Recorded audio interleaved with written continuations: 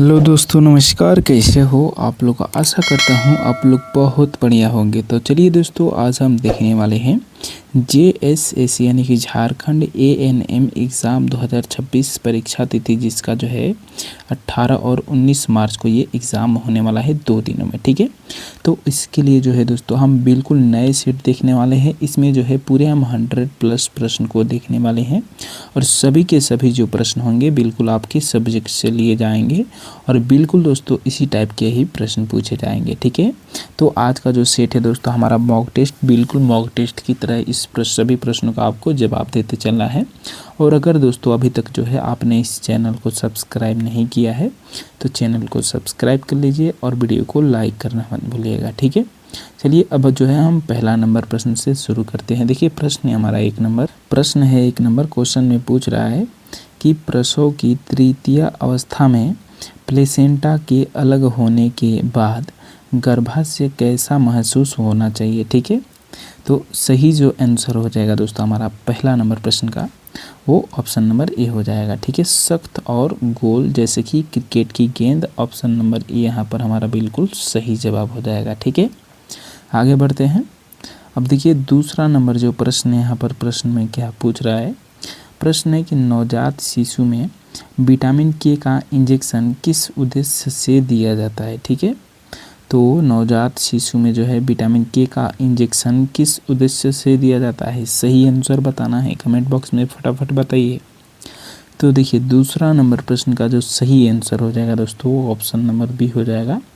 रक्त का थक्का जमने में मदद करने के लिए जो है नवजात शिशु में विटामिन के का इंजेक्शन दिया जाता है। ऑप्शन नंबर बी जो हो जाएगा यहाँ पर हमारा बिल्कुल सही आंसर हो जाएगा। ठीक है, आगे बढ़ते हैं।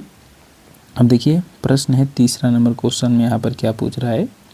प्रश्न है कि कोल्ड चेन के अंतर्गत पेंटावेलेंट टीके को फ्रिज के किस भाग में रखना सबसे सुरक्षित है। ठीक है, तो सही आंसर क्या हो जाएगा दोस्तों, कोल्ड चेन के अंतर्गत पेंटावेलेंट टीकों को फ्रिज के किस भाग में रखना जो है सबसे सुरक्षित होता है। तो सही जो आंसर है वो है ऑप्शन नंबर सी, फ्रिज के मध्य भाग में जो है पेंटावेलेंट टीका को रखना सबसे सुरक्षित होता है। ऑप्शन नंबर सी यहाँ पर हमारा बिल्कुल सही आंसर हो जाएगा। ठीक है, आगे बढ़ते हैं। अब देखिए प्रश्न है चौथा नंबर। यहाँ पर क्वेश्चन में क्या पूछ रहा है। प्रश्न है कि पार्थोग्राफ में सर्विकल डायलेशन को अंकित करने के लिए किस चिन्ह का प्रयोग किया जाता है। ठीक है, तो चौथे नंबर क्वेश्चन का जो सही जवाब हो जाएगा दोस्तों क्या हो जाएगा, तो बिंदु का। ठीक है, पार्थोग्राफ में सर्विकल डायलेशन को अंकित करने के लिए किस चिन्ह का प्रयोग किया जाता है, तो डॉट यानी कि बिंदु का। ऑप्शन नंबर डी यहाँ पर हमारा बिल्कुल सही आंसर हो जाएगा। ठीक है, आगे बढ़ते हैं। अब देखिए यहाँ पर जो है हमारा 5वां नंबर क्वेश्चन में क्या पूछ रहा है, बहुत ही बेहतरीन क्वेश्चन है। ठीक है, तो प्रश्न है कि प्रसव के दौरान सक्रिय प्रबंधन में ऑक्सीटोसिन की कितनी मात्रा यानी कि डोज दी जाती है। ठीक है, तो 5वें नंबर प्रश्न का जो सही आंसर हो जाएगा यहाँ पर क्या हो जाएगा, तो ऑप्शन नंबर ए हो जाएगा। ठीक है, 10 IU इंट्रामस्कुलर दिया जाता है। ऑप्शन नंबर ए बिल्कुल सही जवाब हो जाएगा। ठीक है, आगे बढ़ते हैं।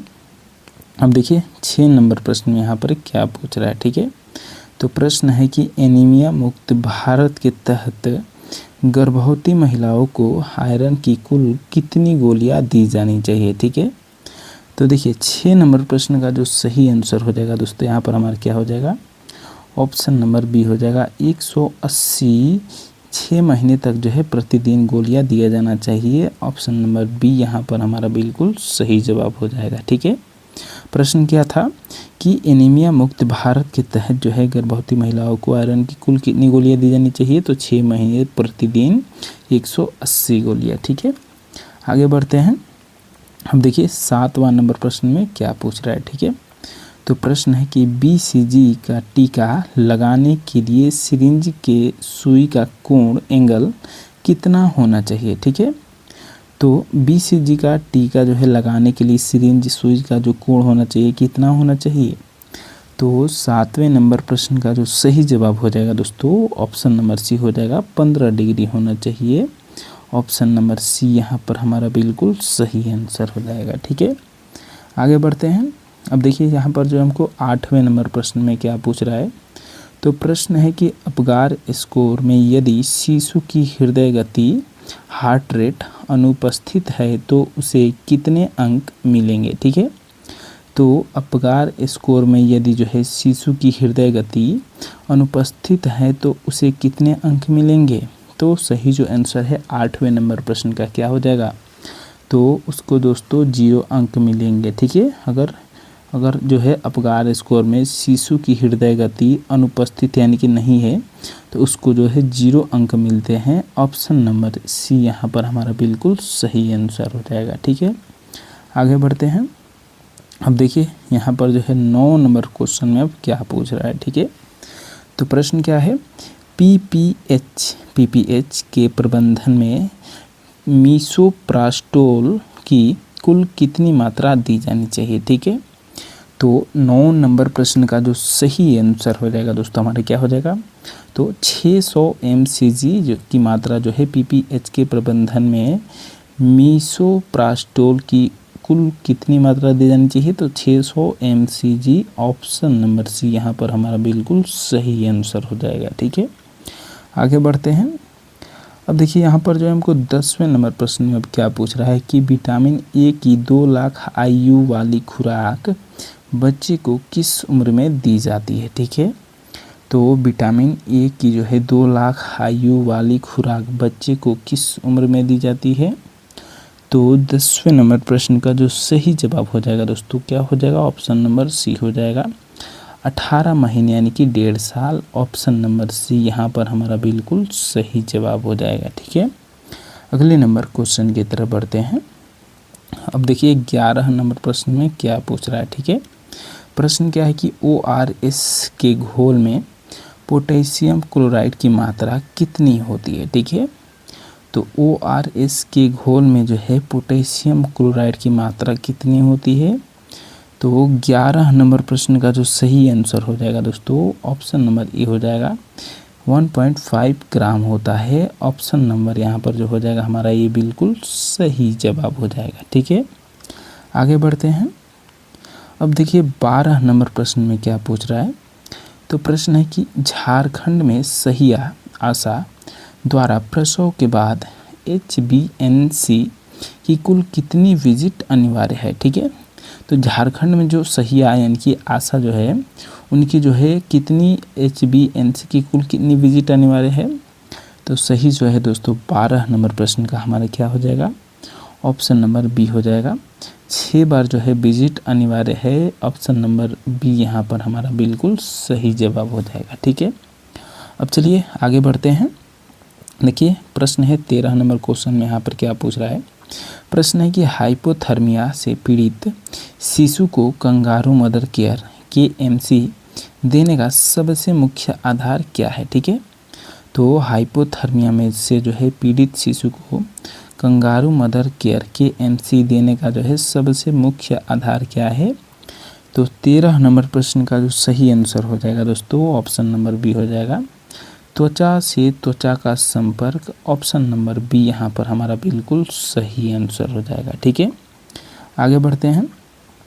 अब देखिए 14 नंबर प्रश्न में क्या पूछ रहा है।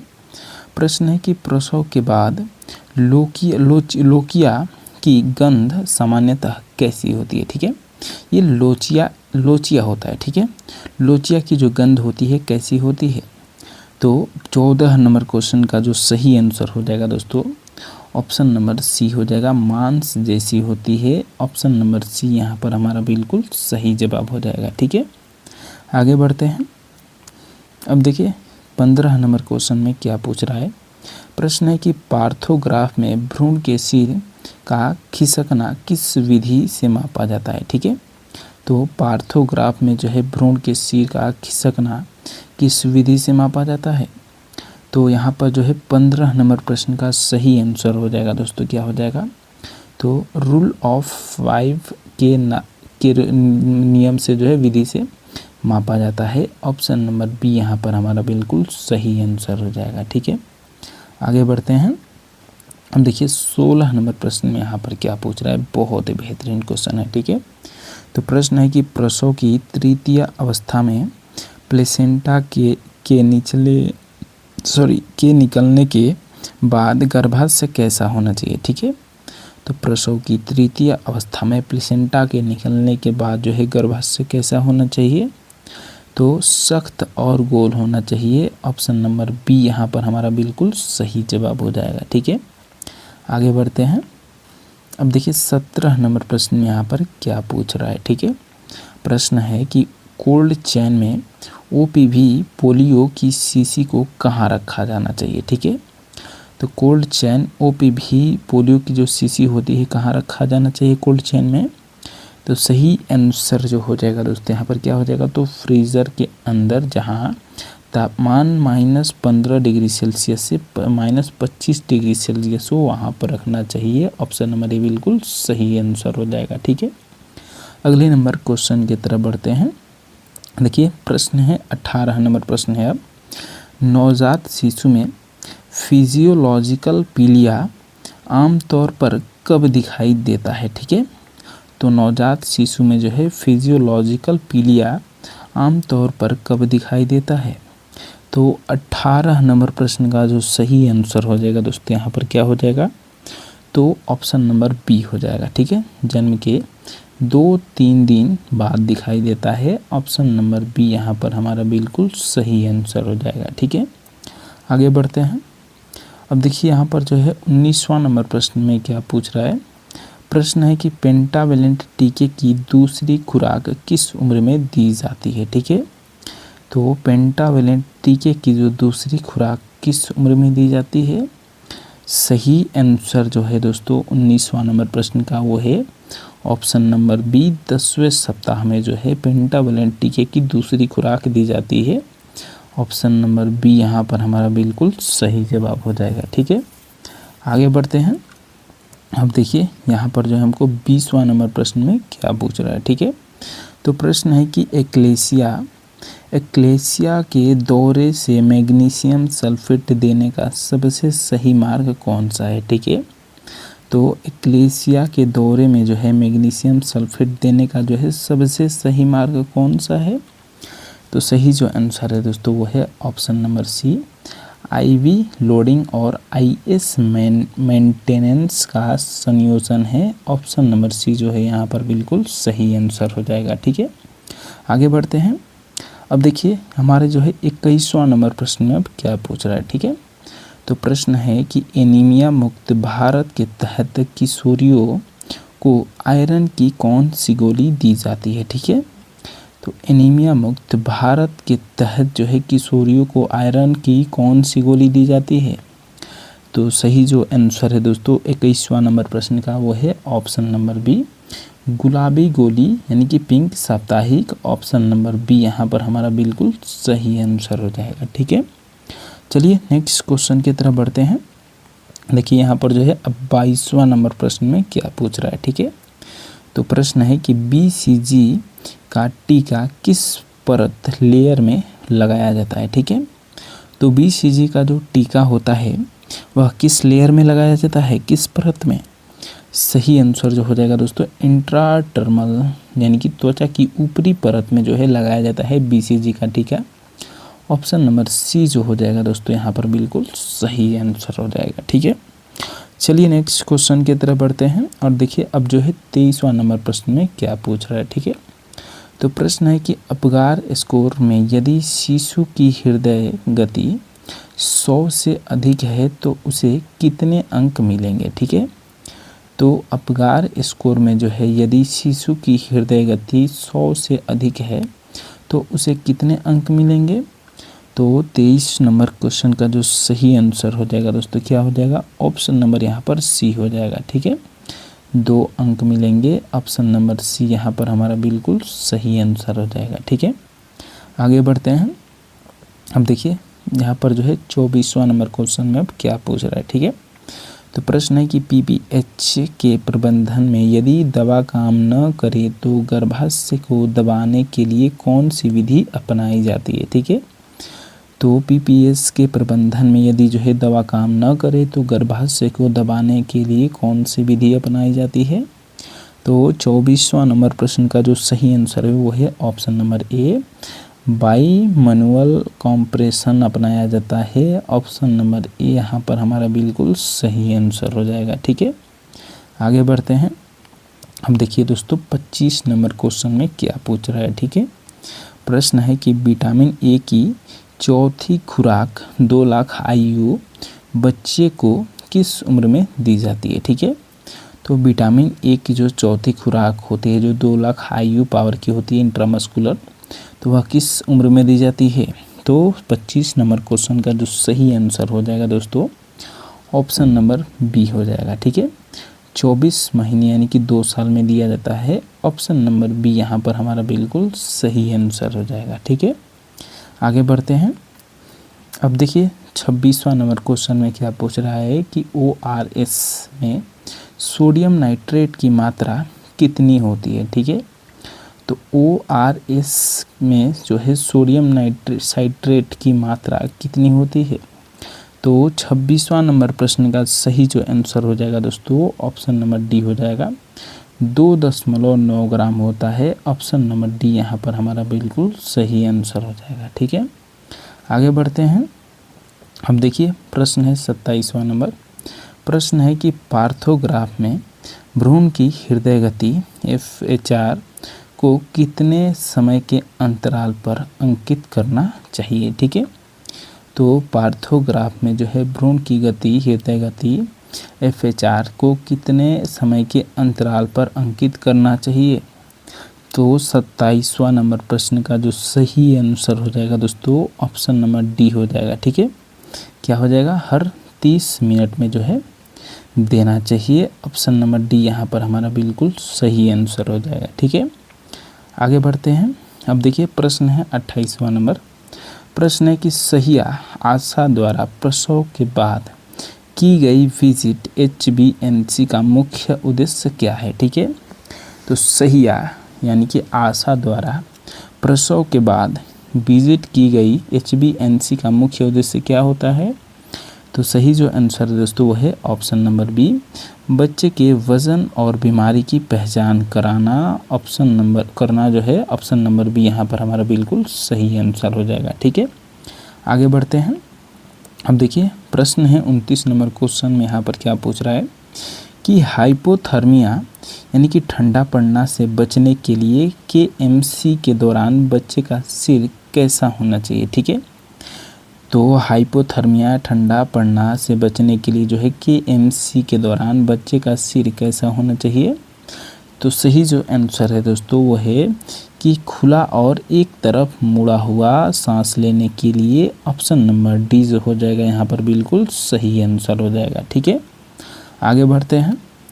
अब देखिए 30वां नंबर क्वेश्चन में क्या पूछ रहा है। ठीक है, तो प्रश्न है कि प्रसव के बाद लोचिया की कुल अवधि कितने समय तक होती है? ठीक है, तो प्रसव के बाद जो लोकिया की कुल अवधि होती है वो कितने समय की होती है?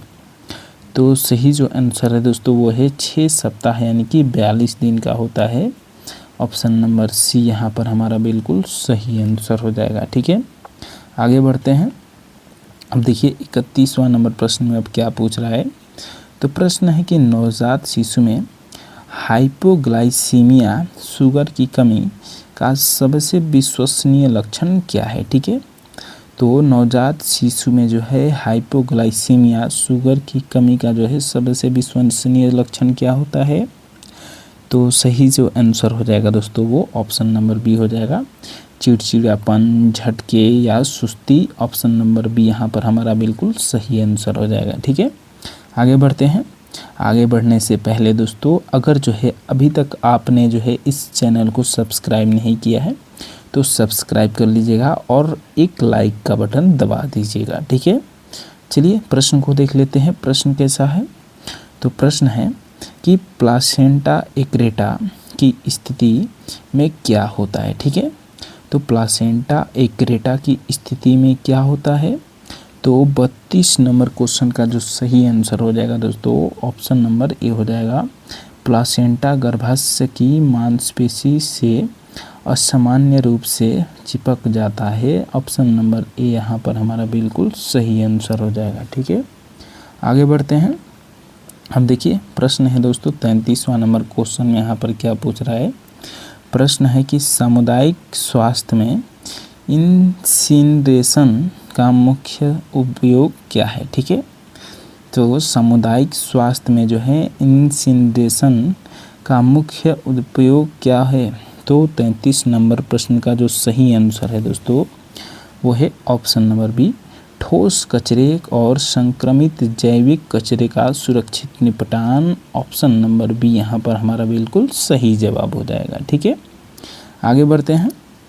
अब देखिए 34 नंबर प्रश्न में यहाँ पर क्या पूछ रहा है। ठीक है, तो प्रश्न है कि अम्बिलिकल कार्ड यानी कि नाभि रज्जु में कुल कितनी रक्त वाहिकाएँ होती है। ठीक है, तो देखिए अम्बिलिकल कार्ड में जो है दोस्तों नाभि में कुल कितनी रक्त वाहिकाएँ होती है। तो सही जो आंसर हो जाएगा दोस्तों 34 नंबर प्रश्न का, उसमें जो है 3 धमनियाँ, दो धमनियाँ और एक सिरा यानी कि टोटल 3 रक्त वाहिकाएँ होती है। ऑप्शन नंबर बी यहाँ पर हमारा बिल्कुल सही आंसर हो जाएगा। ठीक है, आगे बढ़ते हैं।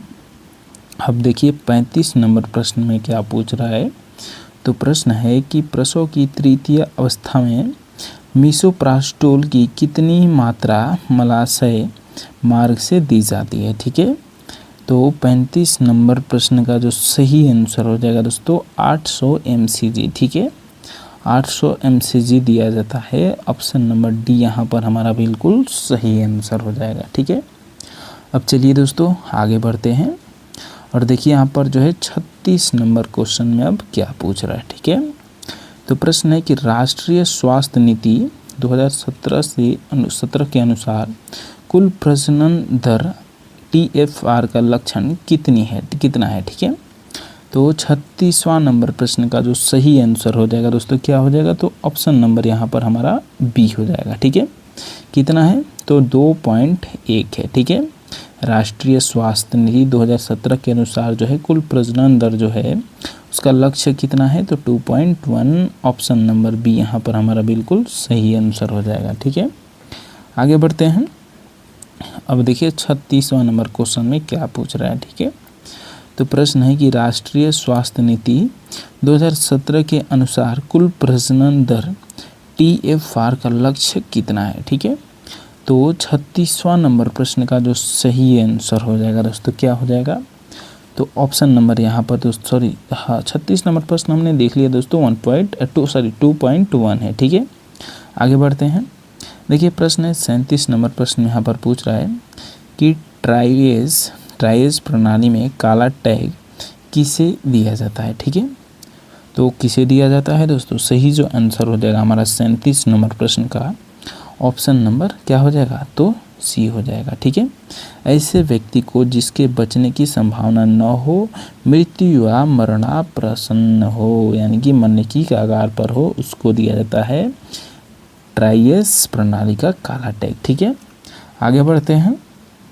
अब देखिए 38 नंबर क्वेश्चन में क्या पूछ रहा है। ठीक है, तो एक वयस्क व्यक्ति में कार्डियो पल्मोनरी रिससिटेशन CPR के दौरान छाती दबाने की गति जो है क्या होनी चाहिए। ठीक है, तो देखिए यहाँ पर जो हो जाएगा दोस्तों 38 नंबर प्रश्न का जो सही आंसर हो जाएगा दोस्तों यहाँ पर क्या हो जाएगा तो ऑप्शन नंबर बी हो जाएगा 100 से 120 है प्रति मिनट होना चाहिए। ऑप्शन नंबर बी यहाँ पर हमारा बिल्कुल सही आंसर हो जाएगा। ठीक है, आगे बढ़ते हैं। अब देखिए 39 नंबर प्रश्न में पूछ रहा है कि BCG का टीका किस परत लेयर में लगाया जाता है। ठीक है, तो BCG का जो टीका होता है दोस्तों वो किस लेयर में परत में लगाया जाता है। अभी हमने दोस्तों आपको पहले बताया हुआ था दोस्तों इसमें पहले। तो देखिए सही आंसर जो हो जाएगा दोस्तों ऑप्शन नंबर सी हो जाएगा, ट्राइटर्मल यानी कि ID में लगाया जाता है। ऑप्शन नंबर सी यहाँ पर हमारा बिल्कुल सही आंसर हो जाएगा। ठीक है, आगे बढ़ते हैं। अब देखिए यहाँ पर जो है 40 नंबर प्रश्न में क्या पूछ रहा है। ठीक है, बहुत ही बेहतरीन क्वेश्चन है। तो प्रश्न है कि mid upper arm circumference MUAC का मान 11 सेमी से कम होना क्या दर्शाता है। ठीक है, तो 40 नंबर प्रश्न का जो सही आंसर है दोस्तों वो है ऑप्शन नंबर सी, गंभीर तीव्र कुपोषण दर्शाता है SAM। ऑप्शन नंबर सी यहाँ पर हमारा जो हो जाएगा बिल्कुल सही आंसर हो जाएगा। ठीक है, आगे बढ़ते हैं। अब देखिए अगले नंबर प्रश्न में यहाँ पर क्या पूछ रहा है। ठीक है, 41 नंबर बहुत ही बेहतरीन क्वेश्चन है। कुत्ते के काटने पर जो है रेबीज से बचने के लिए घाव को कितने समय तक धोना अनिवार्य है। ठीक है, तो जब कुत्ता काटता है दोस्तों तो रेबीज से बचने के लिए जो है घाव को कितने समय तक जो है धोना अनिवार्य है। तो सही जो आंसर है दोस्तों यहाँ पर 41 नंबर प्रश्न का वो है 15 मिनट तक दोस्तों धोना अनिवार्य है। ऑप्शन नंबर सी यहाँ पर हमारा बिल्कुल सही आंसर हो जाएगा। ठीक है, आगे बढ़ते हैं।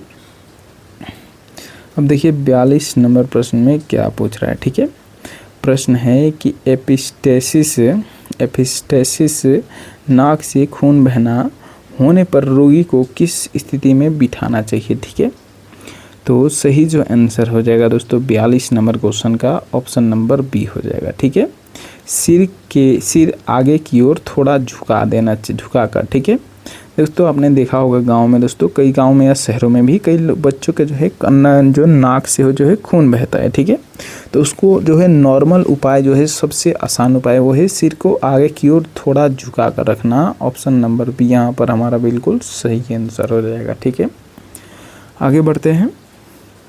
अब देखिए 43 नंबर क्वेश्चन में क्या पूछ रहा है। ठीक है, तो क्वेश्चन है कि HELLP सिंड्रोम में हेल का क्या अर्थ है। ठीक है, तो 43 नंबर प्रश्न का जो सही आंसर है दोस्तों वो है option number B, liver enzyme से बढ़े हुए liver enzyme. Option number B यहाँ पर हमारा बिल्कुल सही आंसर हो जाएगा। ठीक है, नेक्स्ट क्वेश्चन की तरफ बढ़ते हैं। अब देखिए 44 नंबर प्रश्न में पूछ रहा है विश्व एड्स दिवस कब मनाया जाता है। ठीक है, तो विश्व एड्स दिवस जो है दोस्तों प्रति वर्ष कब मनाया जाता है। तो सही जो आंसर है दोस्तों वो है ऑप्शन नंबर सी, 1 दिसंबर को जो है विश्व एड्स दिवस मनाया जाता है। ऑप्शन नंबर सी जो हो जाएगा बिल्कुल सही जवाब हो जाएगा। ठीक है, आगे बढ़ते हैं। अब देखिए 45 नंबर प्रश्न में क्या पूछ रहा है। 45 नंबर क्वेश्चन है कि पल्स ऑक्सीमीटर का उपयोग क्या मापने के लिए किया जाता है। ठीक है, तो पल्स ऑक्सीमीटर का जो उपयोग है दोस्तों क्या मापने के लिए किया जाता है। तो सही जो आंसर हो जाएगा दोस्तों यहाँ पर हमारा 45 नंबर प्रश्न का ऑप्शन नंबर क्या हो जाएगा दोस्तों, तो बी हो जाएगा। ठीक है, रक्त में ऑक्सीजन की संतृप्ति SpO2 मापने के लिए किया जाता है। ऑप्शन नंबर बी यहाँ पर हमारा बिल्कुल सही आंसर हो जाएगा। ठीक है, आगे बढ़ते हैं। अब देखिए 46 नंबर प्रश्न में पूछ रहा है। प्रश्न है कि एनाफिलेक्टिक शॉक तीव्र एलर्जी के प्रबंधन के एड्रेनालिन की खुराक किस मार्ग से दी जाती है। ठीक है, तो देखिए 46 नंबर प्रश्न का जो सही आंसर हो जाएगा दोस्तों ऑप्शन नंबर ए हो जाएगा, इंट्रामस्कुलर IM जांघ के मध्य बाहरी हिस्से में। ऑप्शन नंबर ए यहाँ पर हमारा बिल्कुल सही आंसर हो जाएगा। ठीक है, आगे बढ़ते हैं। अब देखिए दोस्तों 47 नंबर प्रश्न में क्या पूछ रहा है। प्रश्न है कि मानव शरीर की सबसे बड़ी ग्रंथि ग्लैंड कौन सी है। ठीक है, तो मानव शरीर में जो सबसे बड़ी ग्रंथि होती है वो यकृत यानी कि लीवर होता है। ऑप्शन नंबर बी यहाँ पर हमारा बिल्कुल सही आंसर हो जाएगा। ठीक है, चलिए नेक्स्ट क्वेश्चन की तरफ बढ़ते हैं। अब देखिए 48 नंबर 40 नंबर क्वेश्चन है कि TT टेटनस टॉक्साइड का टीका गर्भावस्था में कम से कम कितनी बार दिया जाना चाहिए। ठीक है, तो 48 नंबर प्रश्न का जो सही आंसर हो जाएगा दोस्तों कम से कम 2 बार दिया जाना चाहिए गर्भावस्था के समय। ऑप्शन नंबर ए यहाँ पर हमारा बिल्कुल सही आंसर हो जाएगा। ठीक है, आगे बढ़ते हैं। अब देखिए प्रश्न है 49 नंबर प्रश्न है कि सामुदायिक स्वास्थ्य में टर्मिनल डी इन्फेक्शन कब किया जाता है। ठीक है, तो सही जो आंसर हो जाएगा दोस्तों ऑप्शन नंबर ए हो जाएगा, मरीज के ठीक होने या स्थानांतरण के बाद। ऑप्शन नंबर ए यहाँ पर हमारा बिल्कुल सही आंसर हो जाएगा। ठीक है, आगे बढ़ते हैं। अब देखिए यहाँ पर जो है 50वें नंबर प्रश्न में क्या पूछ रहा है। तो प्रश्न है कि एनीमिया मुक्त भारत के तहत जो है किशोरियों को आयरन की कौन सी गोली रंग साप्ताहिक दी जाती है। ठीक है, तो सही आंसर जो हो जाएगा दोस्तों 50वें नंबर प्रश्न का गुलाबी पिंक दिया जाता है। ऑप्शन नंबर बी जो हो जाएगा दोस्तों यहाँ पर हमारा बिल्कुल सही आंसर हो जाएगा। ठीक है, अब यहाँ से दोस्तों जो प्रश्न है अब हम अगले पार्ट में देखने वाले हैं। ठीक है, तो 50 क्वेश्चन है दोस्तों, आपने 50 प्रश्नों में जो है कितना प्रश्न को सही किया है अपने मन से कमेंट बॉक्स में ज़रूर बताइएगा। ठीक है, और दोस्तों वीडियो अच्छा लगे तो वीडियो को लाइक कर दीजिएगा और चैनल को सब्सक्राइब करना मत भूलिएगा। और दोस्तों अगर आप इन सभी प्रश्नों का जो है PDF चाहते हैं दोस्तों तो जाइए हमारे WhatsApp ग्रुप को ज्वाइन कीजिए, जिसका लिंक जो है इस वीडियो के डिस्क्रिप्शन में दिया गया है। वहाँ से जो है आप बिल्कुल फ्री में PDF को ले सकते हैं। ठीक है, चलिए अब हम अगले वीडियो में फिर से मिलते हैं।